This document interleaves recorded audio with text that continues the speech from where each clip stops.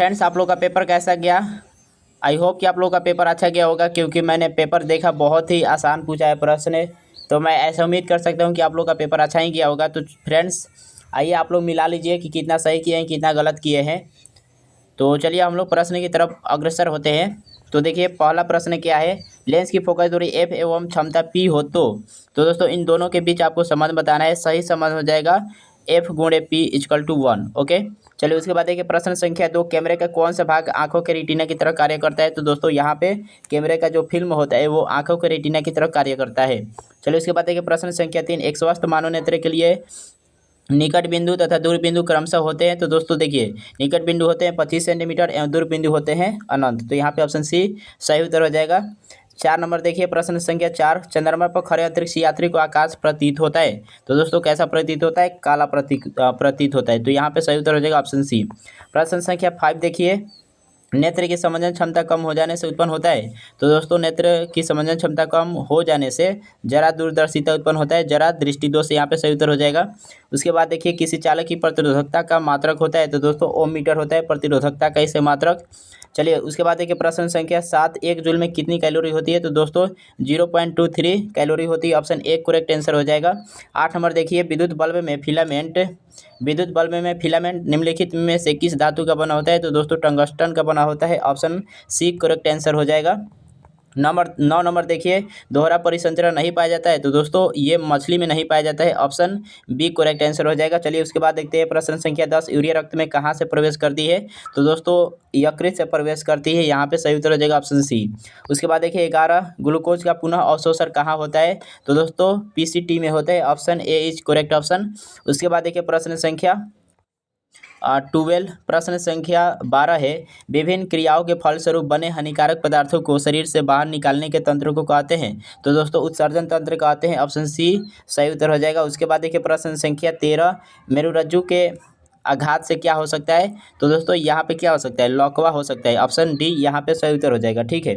उसके बाद देखिए प्रश्न संख्या 14। मनुष्य के शरीर की सबसे बड़ी ग्रंथि है? तो दोस्तों यकृत है। यहाँ पे लीवर सही उत्तर हो जाएगा। उसके बाद देखिए पादप हार्मोन कहलाते हैं। तो दोस्तों बताइए पादप हार्मोन क्या कहलाते हैं? तो पादप हार्मोन को फाइटो हार्मोन कहते हैं। ऑप्शन बी सही उत्तर हो जाएगा। उसके बाद देखिए प्रश्न संख्या 16। पतियों द्वारा कायिक प्रवर्धन का उदाहरण है? तो दोस्तों यहाँ पे ब्रायोफाइलम हो जाएगा। ठीक है, option D is correct option.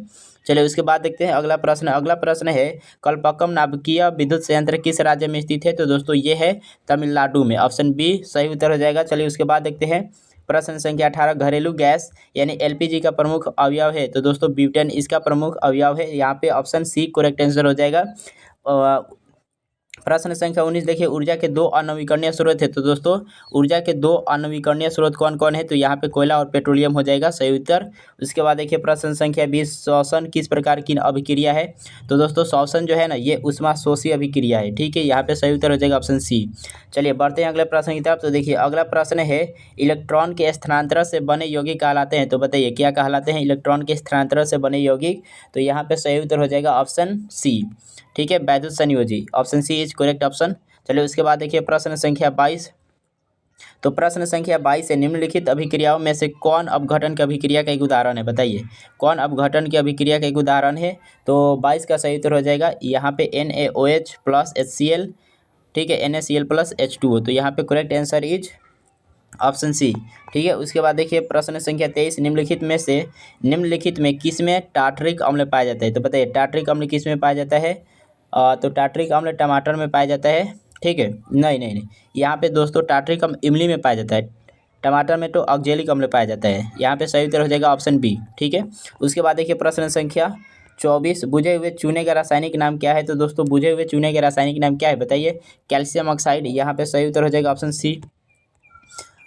Calcium oxide नहीं भैया, कैल्शियम ऑक्साइड नहीं, बार बार गलती हो रहा है। देखिए बुझे हुए चूने बोल रहा है ना, तो यहाँ पे कैल्शियम हाइड्रोक्साइड हो जाएगा। ऑप्शन डी यहाँ पे करेक्ट आंसर हो जाएगा। ठीक है, उसके बाद देखिए पित्तरस स्रावित होता है। तो दोस्तों पित्तरस कहाँ से स्रावित होता है? ये तो यकृत से स्रावित होता है।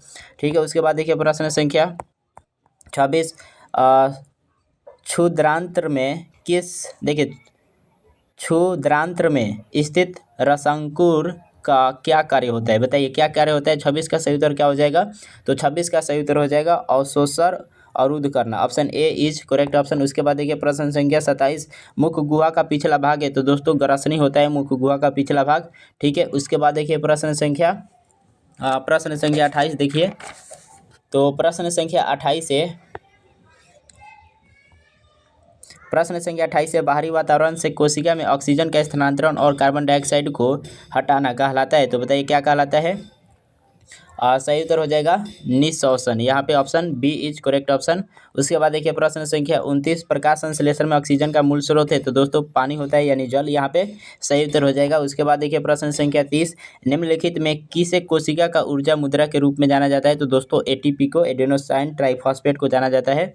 उसके बाद देखिए प्रश्न संख्या 31, पादप में जाइलम उत्तरदायी है तो दोस्तों जल का वहन के लिए उत्तरदायी होता है, ठीक है। उसके बाद देखिए प्रश्न संख्या 32, प्लाज्मा के अलावा रक्त में निम्नलिखित में क्या पाए जाते हैं, तो दोस्तों श्वेत रक्त, WBC, RBC, रक्त पट्टिकारू, यहाँ पे इनमें से सभी पाए जाते हैं, ठीक है। Option D is correct option. उसके बाद देखिए प्रश्न संख्या 33, मैग्नीशियम आवर्त सारणी के किस समूह का सदस्य है, बताइए।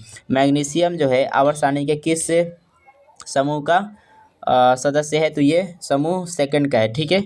उसके बाद देखिए प्रश्न संख्या 34, आवर्त सारणी में कितने आवर्त होते हैं, तो दोस्तों आवर्तों की संख्या कितनी है, 7 होते हैं और ग्रुपों की संख्या होते हैं 18। तो यहाँ पे आवर्त सारणी में आवर्त पूछा है, ठीक है।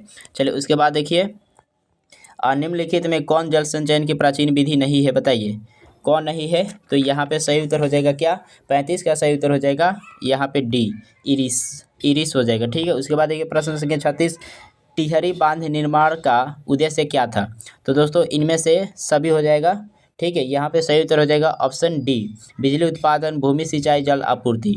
चलिए उसके बाद देखिए प्रश्न संख्या 37, अपशिष्ट प्रबंधन की नई अवधारणा क्या है, बताइए क्या है, तो यहाँ पे सही उत्तर हो जाएगा इनमें से सभी, ठीक है। पुनः उपयोग, पुनः चक्रण, कमी। उसके बाद देखिए प्रश्न संख्या 38, तो देखिए प्रश्न संख्या 38 से निम्नलिखित में नवीकरणीय संसाधन कौन है, तो यहाँ पे वन करेक्ट आंसर हो जाएगा, ऑप्शन बी यहाँ पे सही उत्तर हो जाएगा। उसके बाद देखिए निम्नलिखित में कौन बायोगैस का मुख्य घटक है, तो बायोगैस का मुख्य घटक कौन है, मीथेन है। 40 नंबर देखिए, पेप्टिक अल्सर हो सकता है, तो दोस्तों लंबे समय तक भूखे रहने से पेप्टिक अल्सर हो सकता है, ठीक है। ऑप्शन सी यहाँ पे सही उत्तर हो जाएगा, ठीक है। चलिए उसके बाद देखिए प्रश्न संख्या 41 से हवा में स्वतंत्र रूप से लटका हुआ क्षैतिज चुंबक हमेशा आराम की स्थिति में रहता है, तो 41 का सही उत्तर क्या हो जाएगा, बताइए। 41 का आपका सही उत्तर हो जाएगा उत्तर दक्षिण दिशा में, यहाँ पे सही उत्तर हो जाएगा ऑप्शन सी। उसके बाद देखिए 42 नंबर, यदि एक विद्युत धारावाही तार के समीप कंपास रखा जाता है तो यह कंपास की सुई क्या होगी, बताइए। विक्षेपित होगी, धारावाही तार विक्षेपित होगी, विक्षेपित नहीं होगी, इनमें से कोई नहीं, तो बताइए क्या हो जाएगा। 42 का सही उत्तर विक्षेपित होगी, ठीक है। यहाँ पे सही उत्तर ऑप्शन ए हो जाएगा। उसके बाद देखिए फैराडे ने बहुत से क्रांतिकारी खोज की जिनमें शामिल है, तो देखिए विद्युत चुम्बकीय प्रेरण, विद्युत अपघटन के नियम, ए और बी दोनों, इनमें से कोई नहीं, बताइए। 43 का सही उत्तर क्या हो जाएगा, विद्युत चुम्बकीय प्रेरण। विद्युत चुम्बकीय प्रेरण की खोज फैराडे ने किए थे। चलिए बढ़ते हैं प्रश्न संख्या 44 की तरफ। तो प्रश्न संख्या 44 देखिए, विद्युत मोटर परिवर्तित करता है, बताइए विद्युत मोटर क्या करता है, तो विद्युत मोटर जो है ना ये विद्युत ऊर्जा को यांत्रिक ऊर्जा में परिवर्तित करता है, ऑप्शन बी यहाँ पे सही उत्तर हो जाएगा। उसके बाद देखिए फ्लेमिंग के वामहस्त नियम में बाएं हाथ की तर्जनी संकेत करती है, बताइए। तो यहाँ पे क्या करती है, चुंबकीय क्षेत्र की दिशा व्यक्त करती है, ठीक है। उसके बाद देखिए प्रश्न संख्या 46, तो प्रश्न संख्या 46 देखिए काफ़ी आसान पेपर है, देख रहे हैं आप। तो यहाँ पे किसी चालक तार से विद्युत धारा प्रवाहित करने पर तार के ऊपर तथा नीचे किस प्रकार के चुंबकीय क्षेत्र पैदा होते हैं, बताइए किस प्रकार के चुंबकीय क्षेत्र पैदा होते हैं, तो 46 का आपका सही उत्तर बताइए क्या हो जाएगा। 46 का सही उत्तर हो जाएगा ऑप्शन 20 समान प्रकार के, ठीक है। चलिए उसके बाद देखिए प्रश्न संख्या 47 से जल विद्युत ऊर्जा किस प्रकार का ऊर्जा स्रोत है, तो बताइए कौन नवीकरणीय, यहाँ पे सही हो जाएगा, ठीक है। 47 का सही उत्तर हो जाएगा ऑप्शन ए। 48 देखिए प्रश्न संख्या 48, कौन सी गैस वैश्विक ऊष्मा के लिए उत्तरदायी है, तो यहाँ पे दोस्तों क्या हो जाएगा सही उत्तर, कार्बन डाइऑक्साइड, ठीक है। CO2 यहाँ पे सही उत्तर हो जाएगा, 48 का ऑप्शन बी करेक्ट आंसर हो जाएगा। चलिए 49 नंबर देखिए, किशोरावस्था में होने वाले परिवर्तन को कहते हैं, तो दोस्तों बताइए क्या कहते हैं, प्यूबर्टी कहते हैं। ऑप्शन सी यहाँ पे सही उत्तर हो जाएगा। ठीक है, चलिए बढ़ते हैं अगले प्रश्न की तरफ। तो देखिए अगला प्रश्न क्या है, निम्नलिखित में कौन परिवार नियोजन साधनों में प्रयुक्त एक प्रभावी उपाय है। तो दोस्तों बताइए यहाँ पे क्या हो जाएगा सही उत्तर, 50 का सही उत्तर क्या हो जाएगा, इनमें से सभी। ठीक है, उसके बाद बढ़ते हैं अगले प्रश्न की तरफ। तो अगला प्रश्न है एटाबिज्म का क्या अर्थ होता है। तो दोस्तों एटाबिज्म का क्या अर्थ होता है, तो देखिए संतति में जनकों के गुणों का आना, संतति में जनकों के गुणों का नहीं आना, संतति में पूर्वजों के गुणों का आना जो जनकों में नहीं है। तो दोस्तों यहाँ पे इन ये सभी के सभी गुण है। ठीक है, एटा ये सभी के सभी एटाबिज्म का अर्थ होता है। ठीक है, चलिए उसके बाद देखिए प्रश्न संख्या 49, सॉरी यहाँ पे प्रश्न संख्या 51 है ना, 51 हम लोगों ने देख लिया। चलिए बढ़ते हैं अगले प्रश्न की तरफ। तो 51 हम लोगों ने देख लिया। उसके बाद देखते हैं प्रश्न संख्या 52। देखिए प्रश्न संख्या 52 क्या है, किसी जीव की जीनी संरचना कहलाती है। बताइए किसी जीव की जीनी संरचना क्या कहलाती है। तो यहाँ पे 52 का करेक्ट आंसर बताइए क्या हो जाएगा। 52 का करेक्ट आंसर आपका हो जाएगा जीनोटाइप। ठीक है, option B is correct option. चलिए उसके बाद देखिए प्रश्न संख्या 53, प्राकृतिक चयन द्वारा जीवों का विकास कहलाता है। तो दोस्तों क्या कहलाता है, प्राकृतिक चयन द्वारा जीवों का विकास, डार्विनवाद। यहाँ पे ऑप्शन डी सही उत्तर हो जाएगा। 54 नंबर देखिए जैव आवर्धन प्रदर्शित करने वाला रसायन है। तो दोस्तों यहाँ पे क्या होगा, 54 का सही उत्तर क्या होगा बताइए। 54 का सही उत्तर हो जाएगा डीडीटी। ठीक है, डीडीटी। ठीक है, उसके बाद देखिए प्रश्न संख्या 55, प्राथमिक उपभोक्ता कहलाते हैं।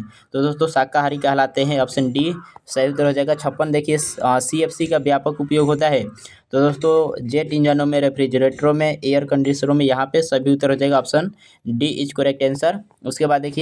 उसके बाद देखिए प्रश्न संख्या 57, ब्यूटेन के कितने समावयवी संभव है। बताइए कितने संभव है।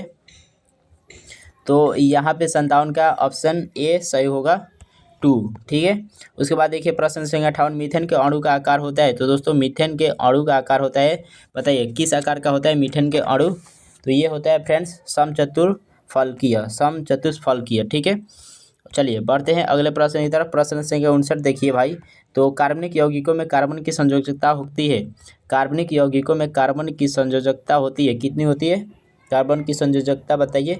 तो यहाँ पे डी हो जाएगा 4। ठीक है, तो फ्रेंड्स अगर आपको वीडियो पसंद आए तो वीडियो को लाइक कर दीजिए। और चलिए हम लोग बढ़ते हैं अगले प्रश्न की तरफ। तो निम्न में से कौन संतृप्त हाइड्रोकार्बन है, बताइए कौन है इनमें से। तो एल्केन यहाँ पे सही उत्तर हो जाएगा, ऑप्शन ए। उसके बाद देखिए प्रश्न संख्या 61, एथिलीन का IUPAC नाम है। तो दोस्तों एथिलीन का IUPAC नाम बताइए क्या होता है।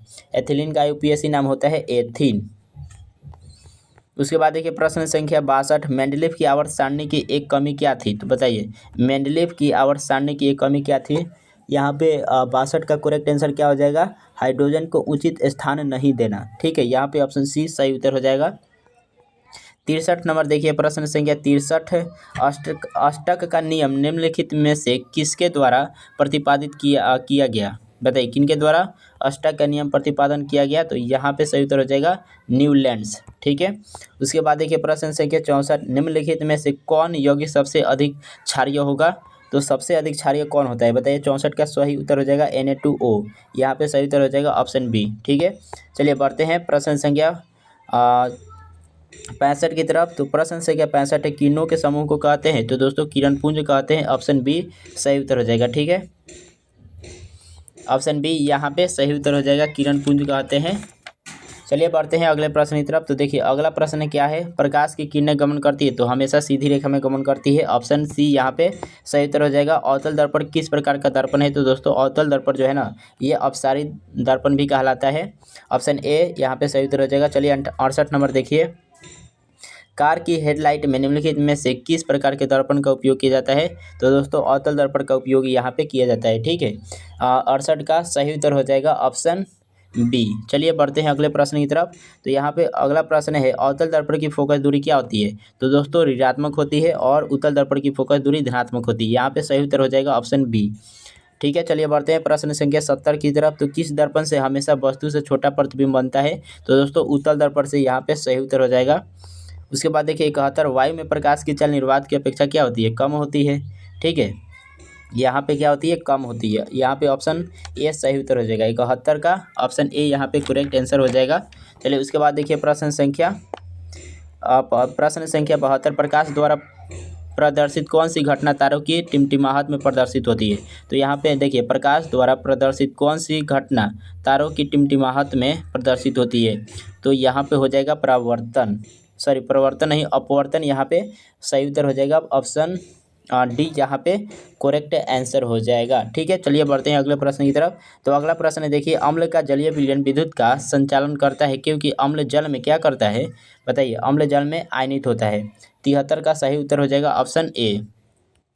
चलिए भाई बढ़ते हैं अगले प्रश्न की तरफ। तो देखो अगला प्रश्न क्या है, निम्नलिखित में से कौन गंधीय सूचक नहीं है। तो दोस्तों गंधीय सूचक इनमें से कौन नहीं है। 74 का सही उत्तर हो जाएगा लौंग नहीं, यहाँ पे सही उत्तर हो जाएगा 74 का सही उत्तर हो जाएगा ऑप्शन सी, शकरकंद। ठीक है, उसके बाद देखिए चींटी के डंक में कौन सा अम्ल पाया जाता है। तो दोस्तों चींटी के डंक में कौन सा अम्ल पाया जाता है, मेथेनोइक अम्ल पाया जाता है। ठीक है, 75 का करेक्ट आंसर हो जाएगा ऑप्शन सी।